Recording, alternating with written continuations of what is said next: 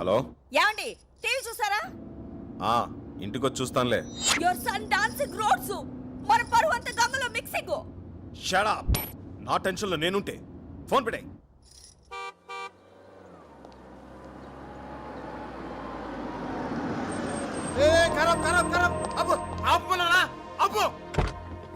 ఎవరనుకుంటున్నావు? Criminal lawyer Hanumantharao గారు. అందుకే వద్దంటున్నా. ఏం మాట్లాడుతున్నావు? ఏంట్రా అక్కడ గొడవ?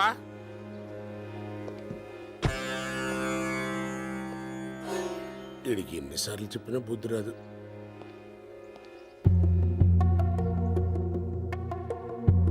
ఎందుకండి ఇన్నిసార్లు వచ్చి అవమానపడతారు? దయచేసి ఇంకోసారి రాకండి, మా ఉద్యోగాలు పోతాయి.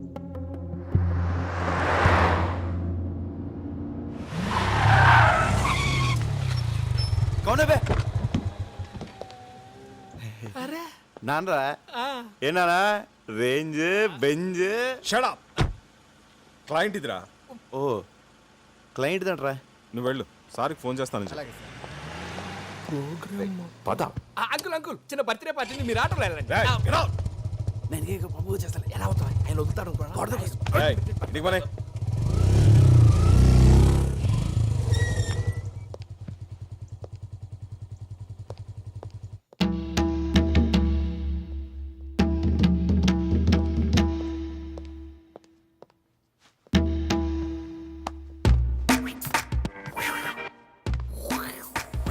Hi Rajesh. Mister Hanumantharao, what this? Your son public లో డాన్సింగ్, టీవీలో కమింగ్, ఎవ్రీబడి కాలనీలో looking, police chasing. I can't leave this house. అమ్మా తల్లి, ఇంగ్లీష్ లో చంపుతామా? You shut up. అమ్మంటే నీకు అంత చీప్ అయిపోయిందిరా బ్లడీ ఫూల్. ఇంటర్ చదివేటప్పుడు ఇంటి వరకే అనుకున్నాను, డిగ్రీ చదివేటప్పుడు డిస్ట్రిక్ట్ వరకే అనుకున్నాను. అరే పీజీ పాస్ అనేంత మాత్రాన స్టేట్ మొత్తం తెలిసేలా గోల చేయాలా? You idiot, don't say anything. ఏ ఛానల్లో వచ్చాడు? Gemini TV. చి సిగ్గులేదురా, ఒక జెమినీలోనే వచ్చావా? ఎన్డీటీవీలో రావచ్చుగా, బీబీసీలో రావచ్చుగా, CNN లో రావచ్చుగా. రేయ్, ఎలా ఉందిరా పెర్ఫార్మెన్స్? అద్రిందనన్నా. సైకిల్ గ్యాప్ లో బెల్ట్ తీసి కుమ్మేస్తాం అనుకున్నాను. కుమ్మేసేవాడిరా, కానీ బెల్ట్ తీస్తే ప్యాంట్ ఊడిపోద్ది. ఎన్డీటీవీ అంట, బీబీసీ అంట, పరువు ప్రతిష్ట అంత గంగలో మిక్సింగ్ మిక్సింగ్. హే రాజేశ్వరి, వాడి కాలేజ్ ఆఖరి రోజు. బర్త్డేలు, మ్యారేజ్ డేలు ప్రతి సంవత్సరం వస్తాయి, కానీ ఫేర్వెల్ డే లైఫ్లో ఒక్కసారే వస్తుంది. Let him enjoy the maximum. Come on tomato. ఎవరు టొమాటో? ఇంకెవరు? నువ్వే. Yes yes coming. Hi Hanumanthu.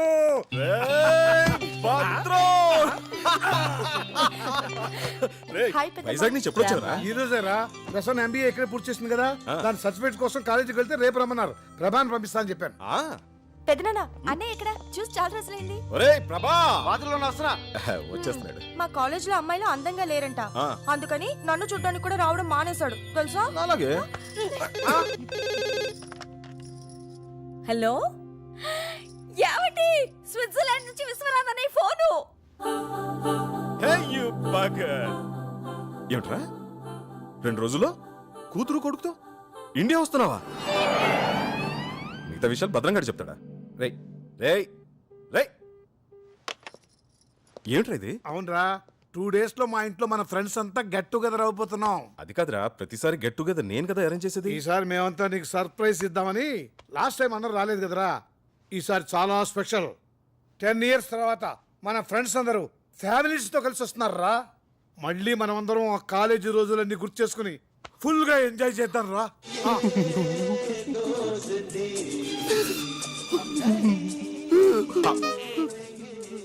నీకెందుకురా ఎంత ఎమోషన్? ఫీల్ ఎవరి మీద? నీ ఫ్రెండ్స్ పిల్లలు. నా ఫ్రెండ్స్ కాదు. రాజేష్, గీత, సీత, పండు, నందిని, రఘు, సీను, బుజ్జి 10 సంవత్సరాల తర్వాత కలుస్తున్నాం. ప్రోగ్రామ్ మిరగ తీసేస్తానన్నా. కుదరదు. ఏ అక్కడ బోల్డ్ అరేంజ్మెంట్ చేసుకోవాలరా. ఇప్పుడు మేము బయలుదేరుతున్నాం. రేపు కాలేజీకి వెళ్ళి ఆ సర్టిఫికేట్ తీసుకుని నువ్వు కూడా బయలుదేరరా. ప్లీజ్ బాబాయ్ చెప్పించే. అరే రేయ్, తప్పదన్న గారు, నాకు సర్టిఫికేట్స్ చాలా అవసరం. ఎప్పుడేదో ఫిట్టింగ్ పెడతాం. అది నిందిరా ఏంటి నా మ్యూజిక్ నీ గడ్డం 10 సంవత్సరాల తర్వాత ఫ్రెండ్స్ అందరు ఫ్యామిలీస్ తో కలుసుకుంటారంటే వినడానికి చాలా బాగుంది కదా మేము కూడా వస్తారా కళ్ళకి మంచి కలరింగ్ ఉంటది మీరెందుగా నాకు టార్చర్. ఏంట్రా ఎప్పుడు చూసినా మమ్మల్ని రాజు అవుతానంటావు నేను నీ కాంపిటీషన్ అయినా నీ హైట్ ఏంటి మా హైట్ ఏంట్రా ఒరే నీకు ఫ్రెండ్స్ అంటే వాల్యూ లేకుండా పోతుందిరా అసలు ఫ్రెండ్షిప్ అంటే వాల్యూ ఇవ్వకుండా నువ్వు ఇలా చేస్తుంటే ఓ అరగంట బోర్పని చేయదు అళ్ళకెళ్ళిపోండి. వాడినంటే మేనేజ్ చేసావు మేము వస్తాం ఏం చేస్తాం సరే సస్తానా తీసుకెళ్తాలే. రే ప్రభా మన జూనియర్ నిషా నేను నీకు ప్రపోజ్ చేసిందా చేసింది ఏం చెప్పావు ఏం చెప్తాను రా? నా లవ్ స్టోరీ గురించి నీకు తెలీదా? నందిని కోసం వెయిటింగ్ రా. నిషాకు ఒకేలా చెప్తాను. కొంప మునిగిందిరా తను సూసైడ్ అటెంప్ట్ చేసింది. ఏంటి సూసైడా? అవునరా తను ఇప్పుడు హాస్పిటల్లోనే ఉంది కండిషన్ చాలా సీరియస్. గాడ్ రే ఎక్కడికి వెళ్తున్నావు? హాస్పిటల్కి. నువ్వు అక్కడికి వెళ్తే ప్రాణాలతో తిరిగి రావు. వాళ్ళ నాన్న ఎవరో తెలుసా?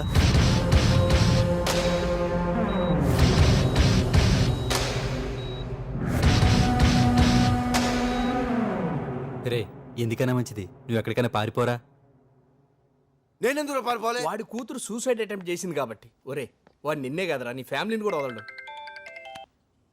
హలో ప్రభా నేను భద్రం రైల్వే స్టేషన్కి వెళ్తున్నాం. అమ్మ ప్రసన్న అమీర్పేట్ షాపింగ్కి వెళ్ళారు. నువ్వు వాళ్ళని పికప్ చేసుకుని స్టేషన్లో డ్రాప్ చేయి. సరేనన్న. ఒరే మనం ఎలాగో రేపు సాయంత్రం వైజాగ్ వెళ్తాం కదా అదేది ఈ రోజు వెళ్దాం రా.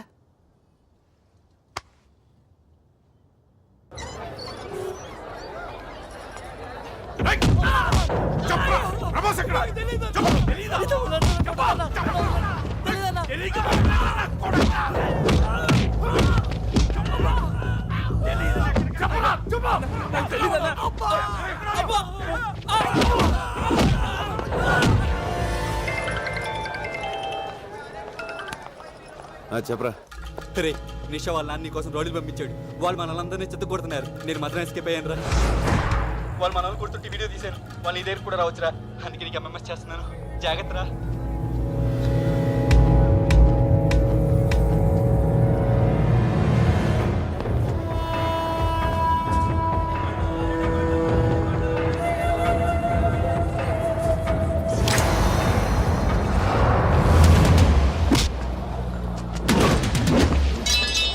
తొందరగా నడవే స్టేషన్ దగ్గర వెయిట్ చేస్తూ ఉంటారు.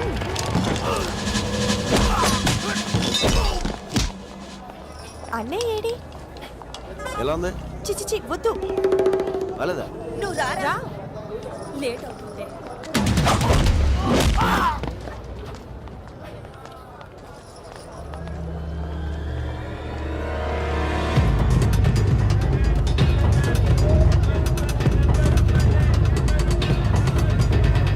పెద్దమ్మ ఆ షాప్ లో బ్యాగ్స్ చూద్దామా? ఏ వద్దులే ప్రభా తొందరరా.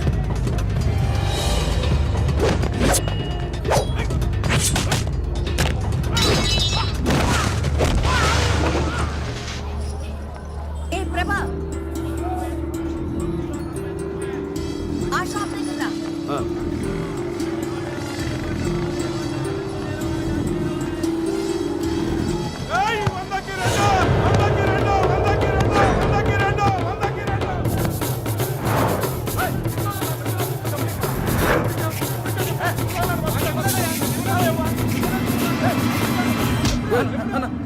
ప్యాంట్ అన్నా. సరే బాస్.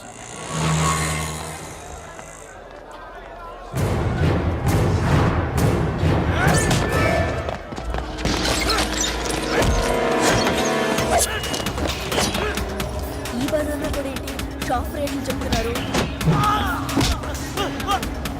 ఇదెంత?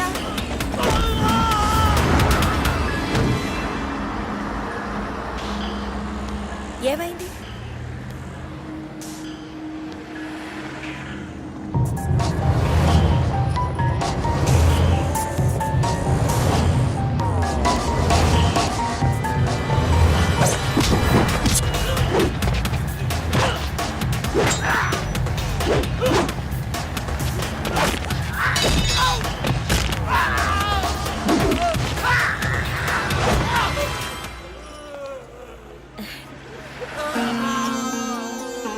నా బంగారం. అవును.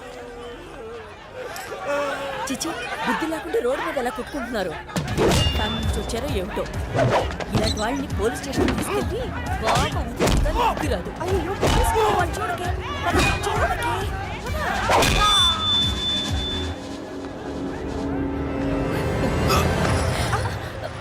ఏంట్రా లవ్ అమ్మా లవ్.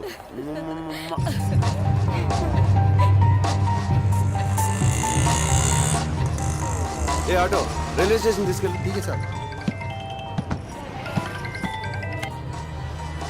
హలో, నేను నిషా ఫాదర్. 10 నిమిషాల్లో నువ్వు నా దగ్గరికి రావాలి.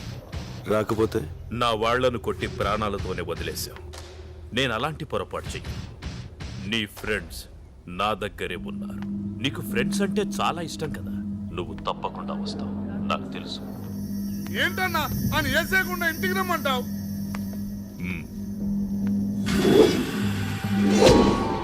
ఆ పేరేంటన్నా?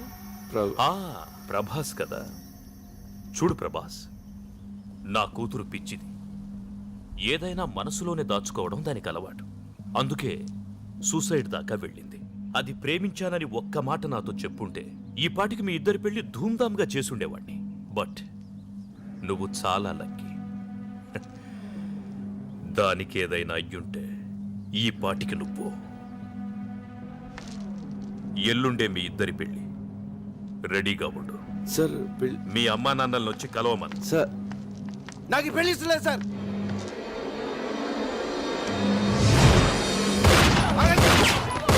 ఓకే, చేసుకుంటాను.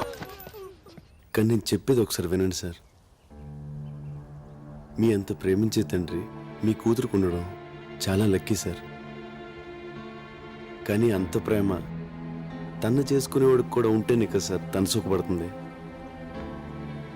ప్రేమైనా పెళ్ళైనా ఇద్దరు ఇష్టపడితేనే కదా సార్. ఏంటి నువ్వు మాట్లాడేది? నీకెందుకు ఇష్టం లేదు చెప్పు. నీకెందుకు ఇష్టం లేదు? ఎందుకంటే నా హృదయం నా దగ్గర లేదు సార్. లాస్ట్ ఇయర్ మేలో ఒక మ్యూజిక్ ప్రోగ్రామ్ కోసం స్విట్జర్లాండ్ వెళ్ళాం.